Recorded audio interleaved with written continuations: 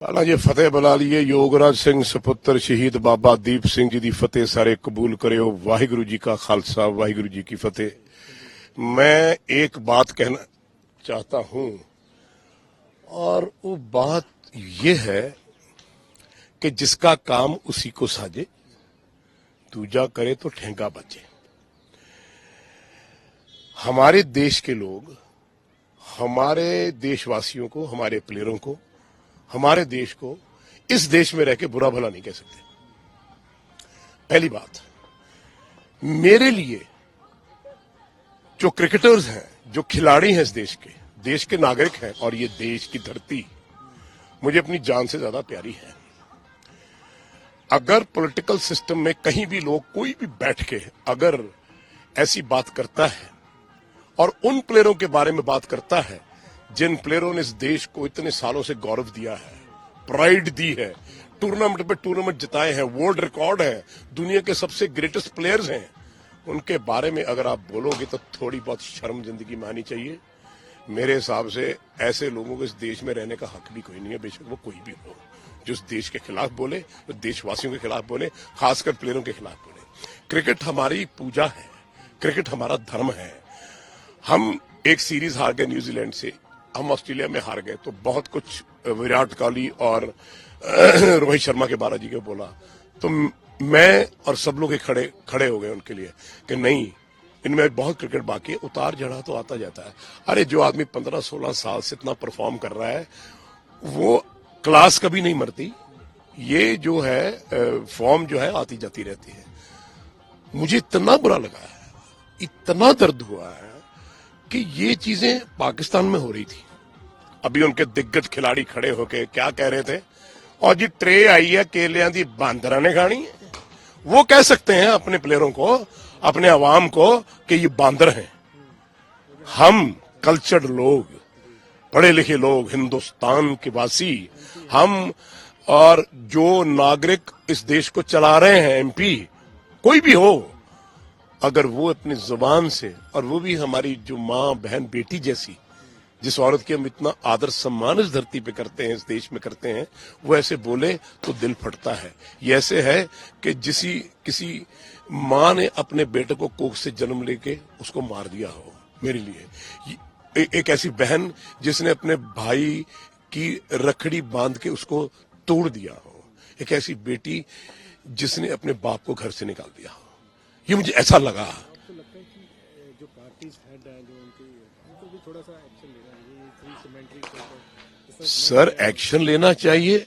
आप कोई भी हो, आप किसी भी ओहदे पे हो, आपका कोई हक नहीं बनता कि अपने देश, अपने देशवासियों और अपने खिलाड़ियों के खिलाफ बात करने का। ये बेहुदा चीज है, कभी टॉलरेट नहीं करनी चाहिए। और जो कर रहे हैं इसको पॉलिटिकल मुद्दा बनाने, उन्हें शर्म आनी चाहिए। अगर मैं पार्टी का होता, अगर मैं प्रधानमंत्री होता, तो मैं बोलता अपना बोरिया बिस्तरा पैक करो, देश से भाग जाओ। कोई आदमी इस देश में रहकर हिंदुस्तान के बारे में, हमारे देश के बारे में, देशवासियों के बारे में, देश के खिलाड़ियों के बारे में बोलता है, मैं उसके खिलाफ खड़ा हूं। मेरा जाती दुश्मन है वो। लेकिन मुझे दुख इस बात का है कि इस बात को सुन के बहुत बड़ा मुद्दा बन गया। मुद्दा नहीं बनना चाहिए। ये डायरेक्ट कन्वर्सेशन जो है, प्रधानमंत्री को कहना चाहिए, मोदी जी को, कि आप या तो माफी मांगेगी या आप इस देश से बाहर हो जाएंगी। क्योंकि ये खिलाड़ी सबके हैं, देश के हैं, और अपना खून पसीना अपने देश के गौरव के लिए करते हैं। मैं वो बाप हूं जिसने अपने बेटे को कैंसर होते हुए अपने देश के लिए खिलाया, क्योंकि मेरे लिए मेरे देश का गौरव, मेरे देश के लोग, मेरा देशवासी, मेरी ये धरती मां, वो जरूरी थी। और उसे कहा कि जिस दिन अगर तुझे कुछ हो भी गया तो तेरे हाथ में वर्ल्ड कप होगा, तो मुझे बड़ा फक्र होगा। मैं वो बाप हूं।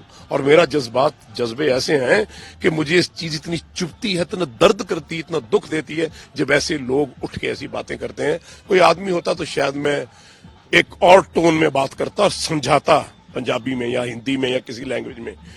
लेकिन एक माँ बहन बेटी बराबर है, उसको मैं क्या कहूं, बिटिया तुम्हें थोड़ा शर्म आनी चाहिए। शर्म आनी चाहिए तुम्हें जिंदगी में कि तुम देश में रहती हो, जिस देश का खाती हो, जिस देशवासियों के लिए हम लोग इतनी जिद्दोजहद करते हैं, उनके बारे में तो कम से कम ना बोलो। मैंने तो सर पहले जितने भी आए हैं हमारे पास प्रेस वाले, मैंने उनको बोला कि हिंदुस्तान और न्यूजीलैंड का फाइनल होगा किसी का भी फाइनल हो, हम जीतेंगे। क्यों जीतेंगे? उसका कारण है कि एक तो हम कलेक्टिवली इकट्ठे खेल रहे हैं, एक हमारा कप्तान बहुत अच्छी तरह लीड कर रहा है। और आप देखना आने वाले दोनों मैचों में विराट कोहली और रोहित शर्मा रन करेंगे, बाकी प्लेयर्स जो उनके साथ हैं। आप देखिए, कल हम 3 आउट हो गए, लेकिन उसके बाद भी हमने 241 रन किए और फिर उसके बाद हमने उनको 40 रन से हराया। क्या ये छोटी बात है? और न्यूजीलैंड एक नंबर 1 टीम है वनडे क्रिकेट में, ठीक है। सो अफगानिस्तान ने हराया, इंग्लैंड को हराया, और ऑस्ट्रेलिया के साथ भी उनका पेचा फंस गया था अगर बारिश ना आती तो। बट वो ये सराहने योग्य बात है कि हाँ यार, तुमने बहुत अच्छा खेला। ये चैंपियंस ट्रॉफी इंडिया जीत के आएगा, मुझे ऐसा लगता है। क्रिकेट में कुछ भी हो सकता है, लेकिन जिस तरह के हमारे स्पिनर्स गेंद कर रहे हैं ना, और मैं समझता हूं वही हमारा ट्रम्प कार्ड है और वही हमारी जीत है। ग्राउंड भी वैसी है, और मेरा ख्याल हमारे जो ये चक्रवर्ती और ये जो लोग हैं, इनको लोग पिक नहीं कर पा रहे कि ये कौन सी गेंद सीधी जाएगी, कौन सी गेंद अंदर आएगी, कौन सी बाहर जाएगी। जब वो सिचुएशन में 2 बॉलर हो जाएं हमारे पास, एक वो चाइना मैन है और एक हमारा ये चक्रवर्ती है, और मैं समझता हूँ, और जडेजा बहुत अच्छी बॉल कर रहा है, मैं समझता हूँ उसने बहुत बढ़िया बॉल किया, रोक के रखा। तो ये हमारे जो स्पिनर्स हैं, हो सकता है हम सेमीफाइनल में 4 स्पिनर्स के साथ जाएं, और ये स्पिनर्स ही हमें जिता देंगे। बस हमें टोटल जो है वो 250 प्लस करना है, वो बैट्समैन ने करेंगे, और फील्डिंग हम बड़ी अच्छी कर रहे हैं, थ्रोज बड़ी अच्छी मार रहे हैं, कैचेस पकड़ रहे हैं। सो मैं समझता हूं India will win this ICC championship.